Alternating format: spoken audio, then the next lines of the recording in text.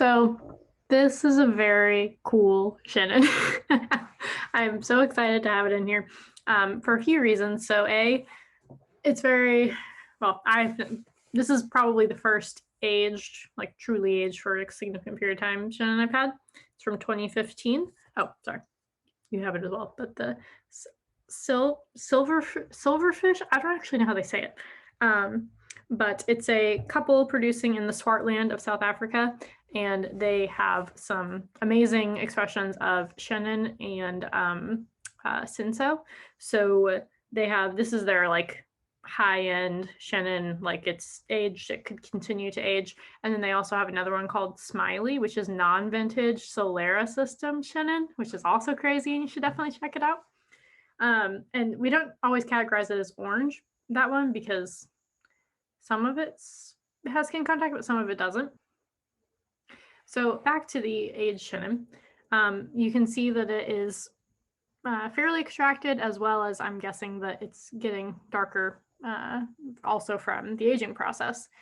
You can have that happen with any wine. So red wines get lighter as they age, and white wines get darker as they age. So in theory, in that same vein, orange wines would continue to get darker as well, since they're made from white grapes.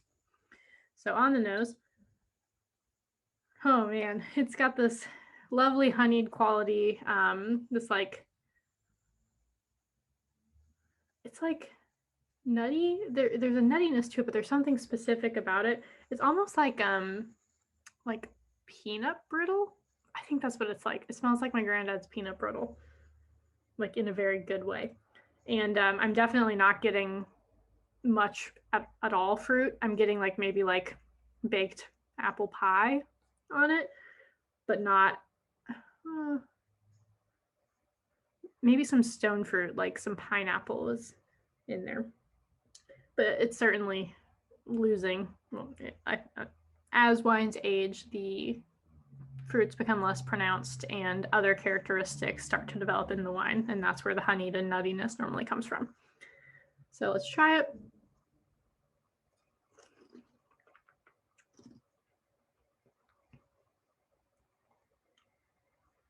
Wow, they just make wines.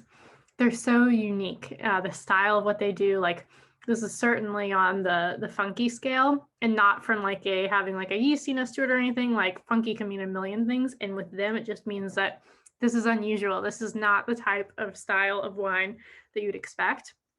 And wow, it's nice. Like the finish on it is so long. Like this is just a beautiful expression of what you can do if you make a really beautiful Chenin and then give it that time to really breathe, I guess, chill in the bottle for years. Because at this point, this is a 6-year-old wine. So so back to what it tastes like. I'm floored by this wine. Like I really hope that you spend time with it. Like we'll talk about pairings in a second. I have a very funny pairing for this.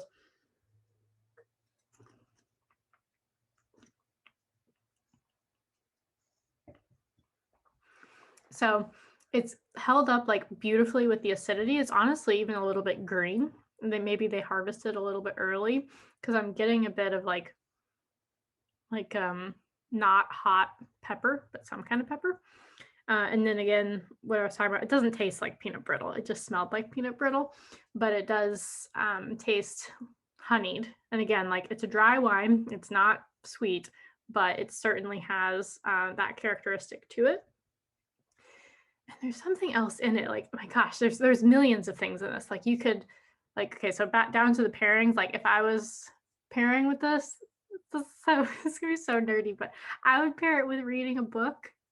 For like, I mean, it's gonna go well with food too. We can talk about that in a second. But like, this is just such a nerdy wine. Like this is something I would gift to my friend that's obsessed with natural wines, to like sit down and just like, I would start. I've had it.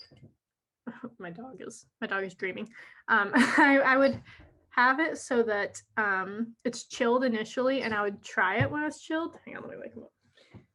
And I would try it when it's chilled, but I would like basically sit with that friend, see what it tastes like initially, And then as it gets warmer, just continually see what you find in it, because you're going to find different stuff the entire time. And this is like, to keep with my book, I guess, analogy now, like it's just like a very deep and complex book of wine. Like every time you try it, you're probably going to get something new and nuanced off of it.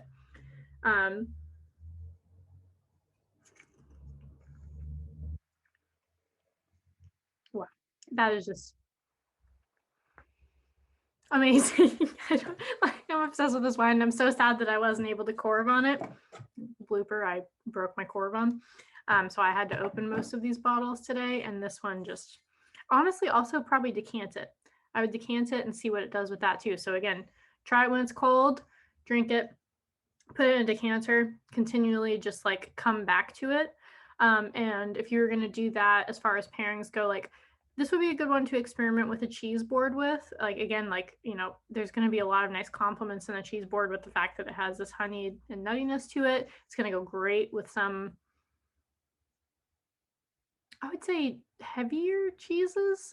Like I think it would be good with like something with like a big, what's it called? Like with like the cheese that is really light and has a big rind. I'll think of it and we'll put it in the notes. But yeah, this is definitely the special occasion wine. And if you're it's only in the Orange Club. So an interesting example and counterpoint to this is the skins, because it's also Chenin, but a very different expression of it. So feel free to do a quick comparison of them. But if you have a Corvon, maybe Corvon them together and try, because this one needs its own special occasion as well. So I hope you enjoy.